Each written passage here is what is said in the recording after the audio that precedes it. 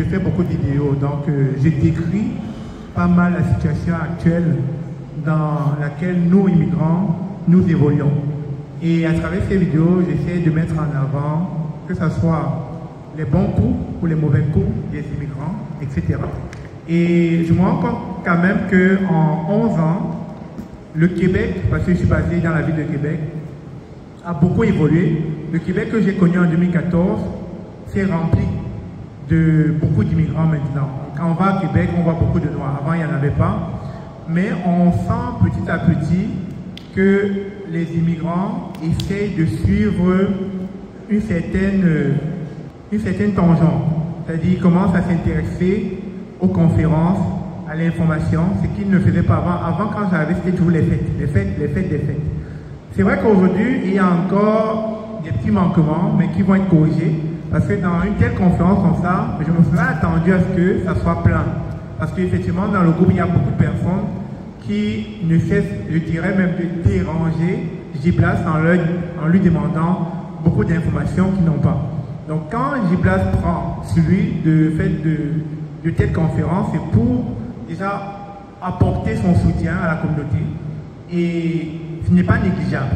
Mais quand on arrive à une conférence, on voit que ces personnes qui passent le temps à déranger, excusez le mot, ne sont pas là, c'est décourageant. On peut ne plus avoir envie de refaire ce genre d'exercice, mais on va continuer à le faire parce qu'on sait que notre communauté, ça prend beaucoup de temps.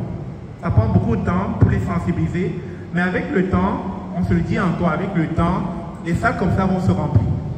Moi, j'ai fait une conférence le 22 mars. Nous attendions 200 personnes, on a eu 50 personnes. C'est pas négligeable, mais on donne ce qu'il faut dans notre trip pour pousser notre communauté. Elle a besoin d'être poussée. N'oubliez pas aussi qu'il y a un contexte culturel. On est une communauté timide, on n'aime pas forcément aller là où il y a beaucoup de gens, surtout lorsque on sait qu'on va être filmé. On aime faire les choses discrètement.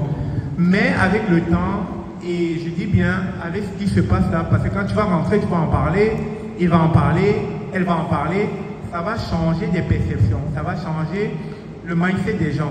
Et c'est ça qu'on essaie, on s'évertue à travers au quotidien, à travailler ce mindset pour que ceux qui sont déjà là comprennent que c'est important pour eux de participer aux conférences.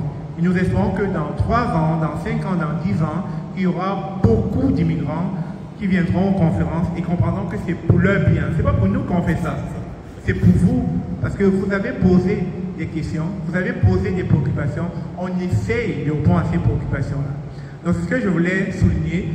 On a encore du chemin, mais je suis optimiste, je suis positif et je pense qu'avec le temps, les choses vont changer parce qu'il y a 11 ans, c'était pas ça. Donc déjà les conférences, on les fait. Il y a 11 ans, on ne faisait pas de conférences. Et j'ai fait une vidéo où je mets en avant la communauté haïtienne parce qu'ils l'ont dit tantôt, leurs parents sont là depuis 1965. Les premiers immigrants noirs, ce sont des haïtiens si vous ne le savez pas. Et ils sont arrivés là, ils ont eu le temps de se bâtir un patrimoine et de léguer ce patrimoine à leurs enfants. C'est pour cela que nous, Africains, on doit faire doublement des efforts pour pouvoir s'intégrer parce que eux là, les Haïtiens, c'est pas comme pour me différencier d'eux, on est dans le même combat, mais ils sont quand même là, bien avant nous, ils ont eu le temps de se construire dans la société canadienne. C'est la raison pour laquelle quand vous regardez les sphères du gouvernement, vous voyez des postes à pouvoir où il y a des Haïtiens. Le ministre de l'immigration qui était mort dernièrement, dans son âme, était une Haïtienne. Dominique Anglade, c'est une Haïtienne. Il y a beaucoup d'Haïtiens dans le gouvernement, dans les postes à pouvoir, dans les postes de décision, parce qu'ils sont là bien avant nous. Et pour que nous arrivions à ce niveau, il va falloir aussi prendre le temps qu'il faudra, mais il faut aller vite parce qu'on n'a pas tout ce temps à consacrer. Merci.